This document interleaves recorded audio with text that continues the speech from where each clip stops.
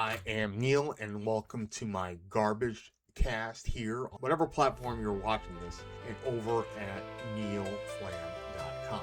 So if you're looking for high quality educational content, you've definitely taken a wrong turn. But if you're here to help your doom scrolling, welcome aboard.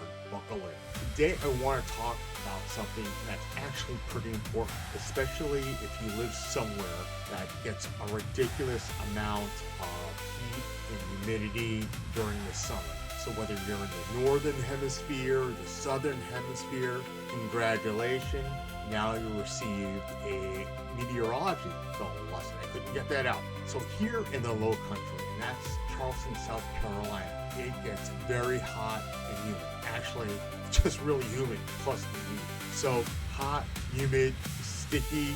Why even bother taking a shower, right? Because I go outside and the heat and humidity hits me and I start to sweat a lot.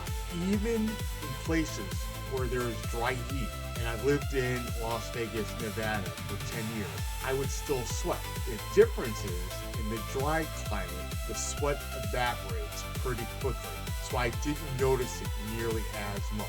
Humidity doesn't let that happen. It becomes a layer over the skin. So you feel wrapped, or I feel wrapped in a warm, wet blanket.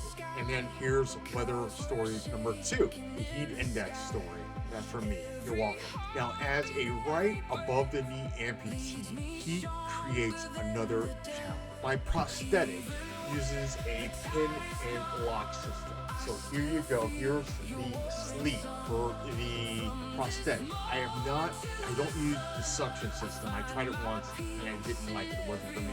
So, right, this thing portion here has to remain in close contact with my skin, and it's not breathable. It traps heat, it traps sweat, and yes, it traps moisture. And apparently the word moisture, mostly women, they can't stand the word moisture. And anyway, go figure. So too much moisture here means the sleeve will start to slip.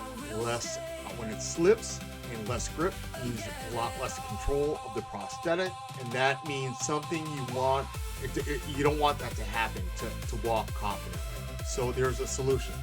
And it turns out it's antiperspirant. And not all antiperspirant, where's the other one, is created equally, right? Ooh, you can't see it. And not all antiperspirant is created equally. So for the longest time, I was using Arid XX, Dos Equis in Spanish. It worked kind of. It did slow the sweating down, but it didn't nearly last long enough for me.